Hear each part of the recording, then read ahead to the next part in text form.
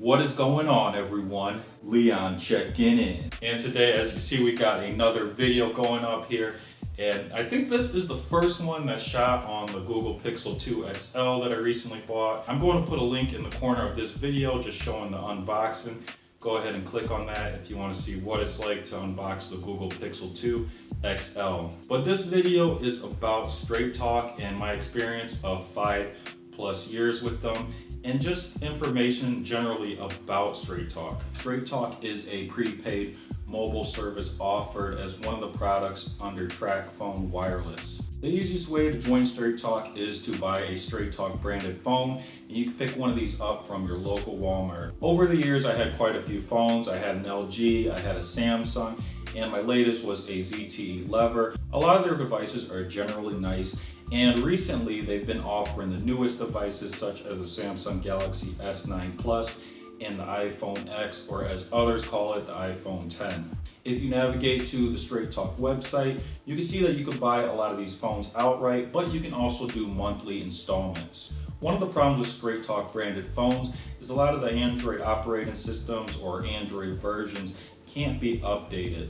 This could be seen on my ZTE Lever, which was an Android device that was branded as a StraightTalk phone. As you can see from the image here, it ran Android 4.4.4. Now, as for reference, Android 4.4.4 came out in October 2013. Now, for reference, my Google Pixel 2 XL runs Android 8.1.0. So you're looking at an Android version difference of almost 4.0.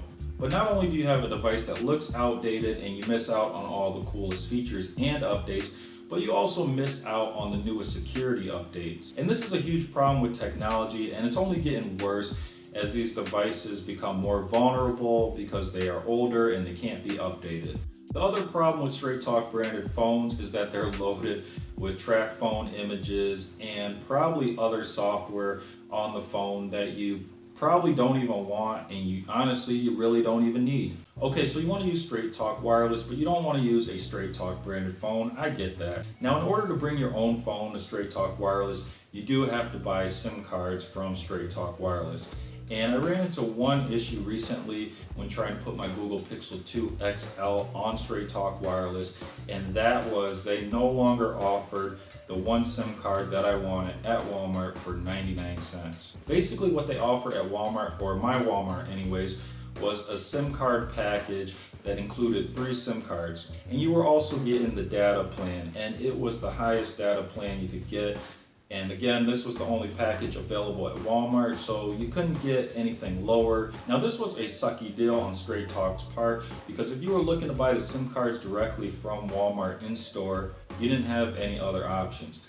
Now, of course, you could go online and you could buy the one SIM card that you would need, but if you were in a rush and you wanted that SIM card right away, you had to wait. So my first device that was used for the Bring Your Own Phone program on StraightTalk Wireless was a Nexus 6P, and this was a stock Android unlocked phone. Now, when I was using this phone on StraightTalk Wireless, it used the Verizon towers. The service on this phone was pretty much what you expect for Verizon. It was very consistent, it worked pretty much everywhere. I had no real problems. Now, because this was a stock Android phone and it was also unlocked, I did get the newest software updates just as fast as anyone else. Now, as for StraightTalk's plans, it is written in their agreement that they don't allow hotspot usage, but it actually worked on my Nexus 6P. The second device that I used for the Bring Your Own Phone program for StraightTalk Wireless was my Google Pixel 2 XL, and again, this was a stock Android unlocked phone. Now, according to StraightTalk tech support, I couldn't use Verizon's networks because they didn't support my phone completely. I did try it on the Verizon network, and I did have talk, and I believe I may have had text. I didn't really get to try it all that much, but I certainly didn't have data. Now, this was kind of weird considering that this was an unlocked phone and it should have worked on all 3 perfectly fine. Now, of course, because I had to use T-Mobile on the Google Pixel 2 XL, the coverage was really good except for when I went out to rural areas. Now, T-Mobile has improved dramatically. I see a lot more advertisement, at least I think so, and they are catching up to Verizon, but they're still behind Verizon in network coverage. So as for using the Google Pixel 2 XL, for the Bring Your Own Phone program for StraightTalk Wireless, it was kind of disappointing because I couldn't use the best network, and that was Verizon. So as for StraightTalk's plans, we can start out with the $55 monthly plan, and that is ultimate unlimited up to 60 gigs, and that was what I used recently that worked best.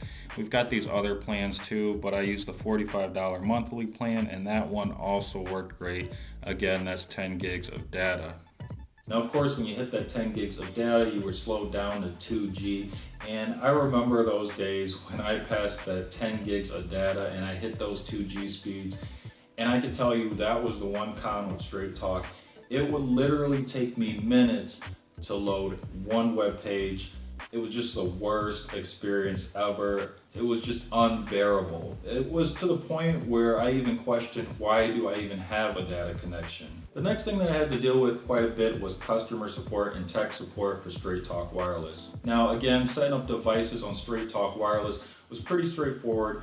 For the most part, it worked flawlessly, but when you did have an issue, boy, did you hate calling StraightTalk Wireless customer service or tech support. Customer support and tech support were not always the best at solving my problems. In fact, I can remember times when I would be on the phone with them trying to solve a problem, and I eventually hung up and I figured out the solution to the problem myself. Not only that, but again, these were very, very nice people. You wanted to like them a lot, but they were so difficult to understand. It was their accent, or maybe you couldn't hear them loud enough on their device. I remember calling them recently and I had to have someone literally repeat every single thing they were saying to me.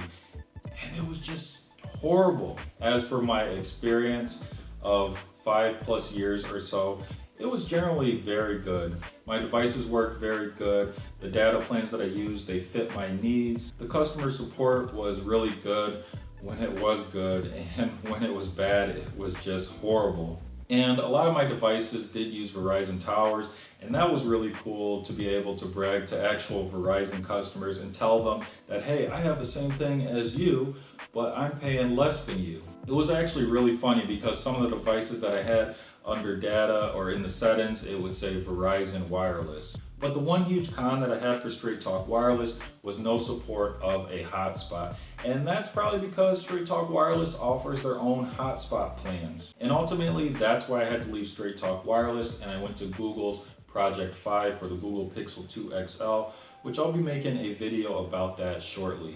So that is pretty much it for this video today. If you enjoyed it and found it useful, make sure you leave a like. If you have any questions or comments, as always, drop those below. And if you can, hit that subscribe button. It'll support the channel so we can put out more videos. And until next time, Leon checking out.